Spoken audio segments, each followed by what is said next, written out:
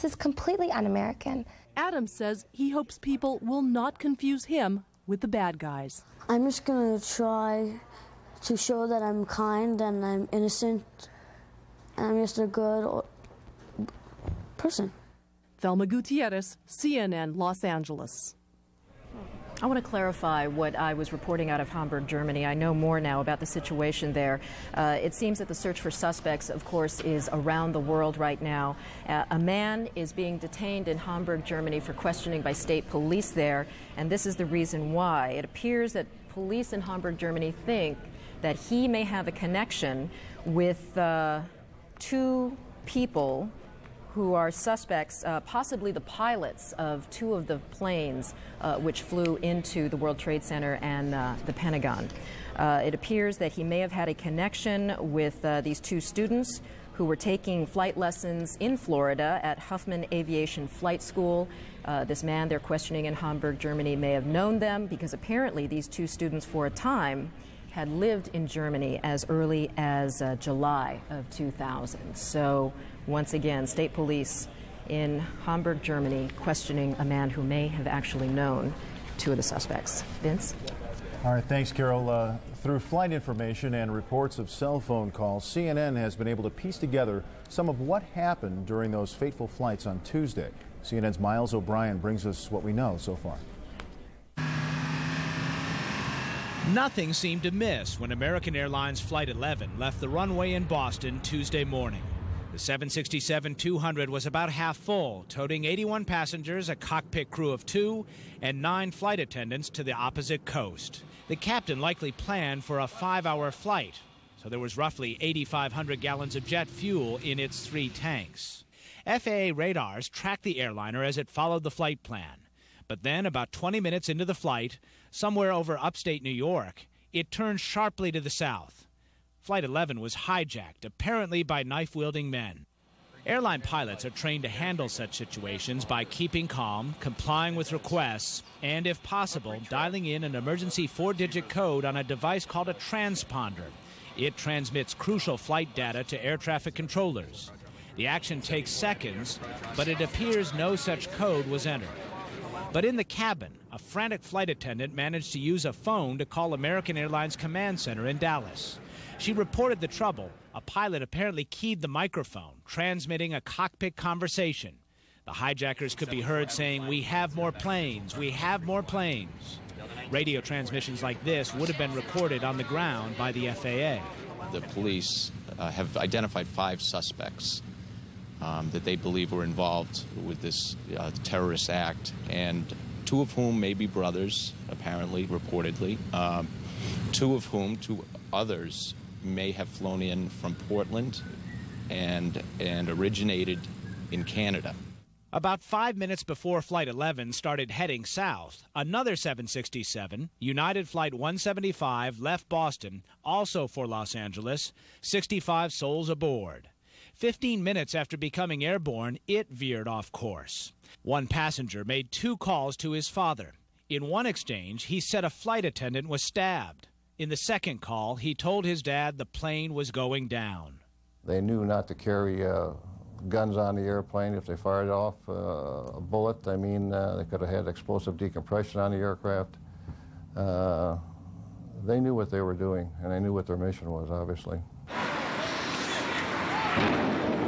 We know what happened next. The 767 struck and ultimately leveled the World Trade Center's Twin Towers. I know pilots. No, if you're going to die, you're not going to fly in a World Trade Center to do it. Yeah, there would be a struggle, major struggle. By 8:20, the third hijacked flight, American Flight 77, a 757, left Dulles Airport outside Washington, again bound for Los Angeles with 66 people on board. Radar tracking information on this flight obtained by CNN seems to indicate the transponder was turned off, which would have made it tougher to see on radar. We do know this. An hour and 20 minutes after departure, it plowed into the Pentagon. On board was Barbara Olson, a well-known attorney and frequent CNN legal commentator. Huddled in the back of the plane, Olson called her husband twice from her cell phone. She described the frantic scene. She said that they were armed with knives and box cutters, cardboard cutters. Even as the focus shifted to the nation's capital, a fourth plane, United Airlines Flight 93, bound for San Francisco out of Newark, takes a sudden 180-degree turn near Cleveland. More than one of the 38 passengers called their families to offer final goodbyes. He said, I want you to know I love you very much, and I'm calling you from the plane. We've been taken over. There are 3 men that say they have a bomb. And then the phone went dead. Miles O'Brien, CNN.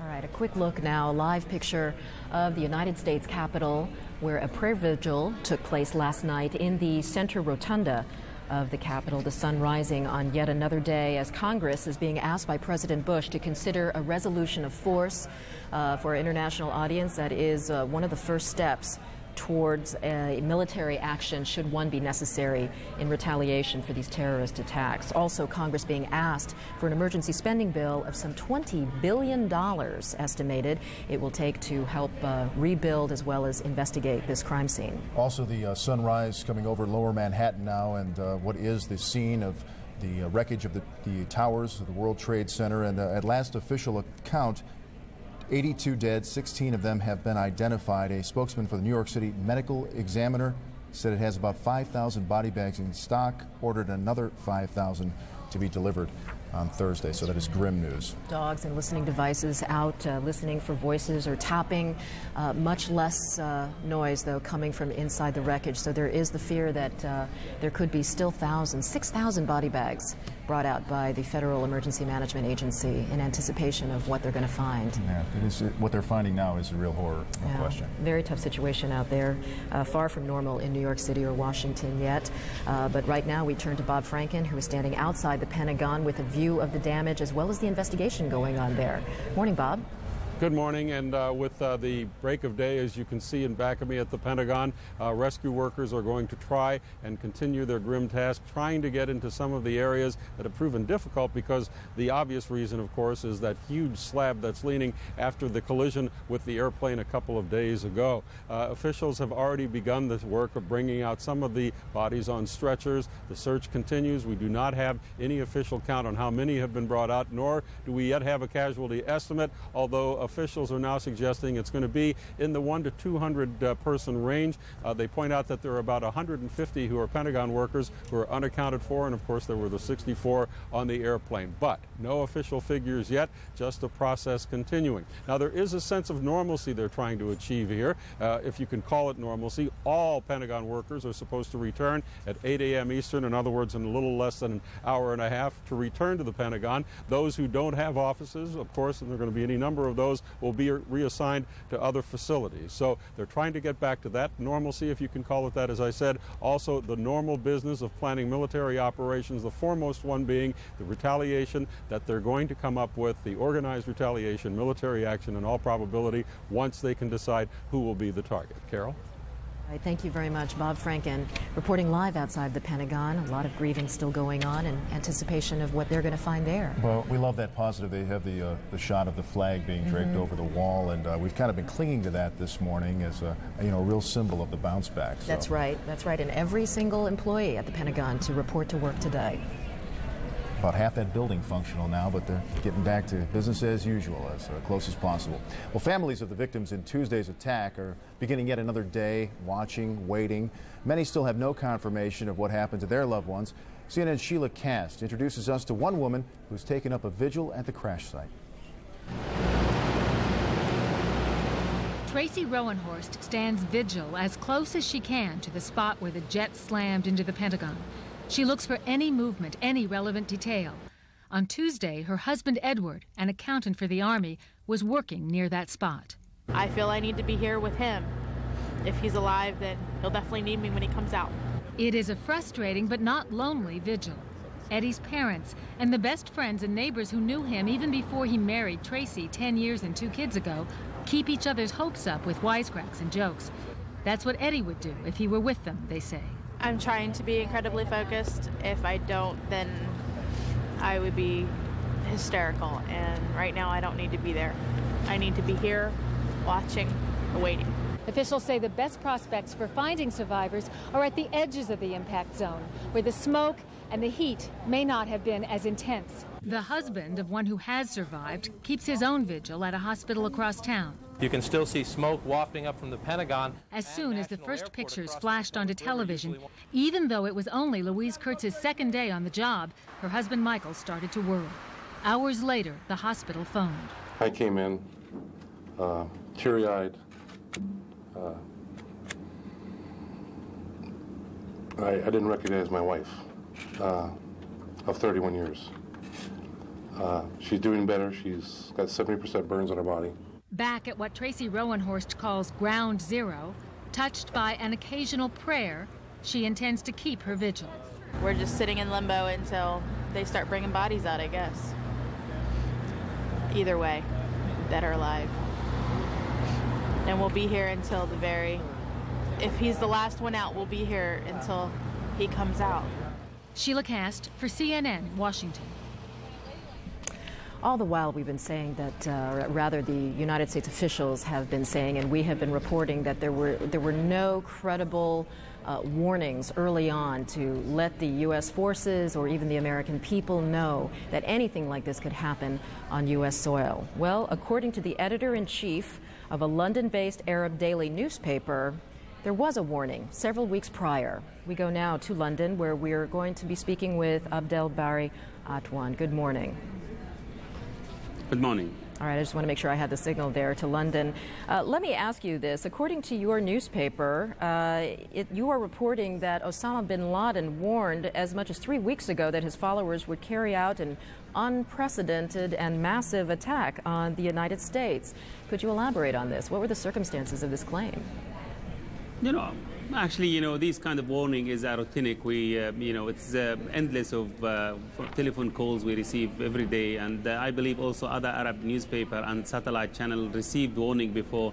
So it is. We don't know whether it's, you know, these kind of thing is accurate or not. So and we publish this warning every time. So, but we don't have actually any information to add to this simply because there wasn't any. All right, that's a little confusing to us because by American standards, we typically don't go to publication with something that we are in doubt of. So let me start from the very beginning. Who was it who said that Osama bin Laden had warned? Did Osama bin Laden call someone from your newspaper? Did you interview Osama bin Laden and were these claims made by him? I did interview him 5 years ago, and Osama bin Laden doesn't phone. He doesn't use the phone because he knows that there are a lot of intelligence services detecting his phone, monitoring him. So he doesn't use. Usually, maybe some of his followers, in different parts of the world. We don't know, to be honest. I can't, tell from where. It is routine call, as I said. British embassy, American embassies all over the world receive this kind of warning. And they were closed down in several Arab countries or several Arab capitals because they are afraid of reprisal. So it is something which happens, from time to time in the Middle East. So how was it that you became aware of this warning? Well, actually, as I said, it is always like that. Somebody, obscure person, just pick up the phone and say, definitely you are the editor of such and such a newspaper. We believe, there will be definitely something. We don't know what will happen. So it is not really clear. And so maybe because they know that I interviewed bin Laden 5 years ago, and I was maybe the only Arab journalist who got this interview, and it was publicized all over the world. So we don't know, actually. We can't tell. But your warning goes even more specifically in your publication. You have said that you have said that Osama bin Laden would almost certainly or is almost certainly behind the attack on the World Trade Center. What makes you so sure? Well, to be honest, because he is the only one in the Muslim world who declared war against the United States. He considered it a Satan country. He actually issued a fatwa or Islamic ruling calling his followers to attack American interests. Maybe that's why, he is the only one who dared to say that in the Muslim and the Arab world. So if there is any connection, Middle Eastern connection with this bombing, all the fingers will point at him. So why isn't he taking credit then? There has been no credible claim for responsibility. The Taliban insists that Osama bin Laden is being held on such a tight leash in Afghanistan that it would be impossible for him to have planned.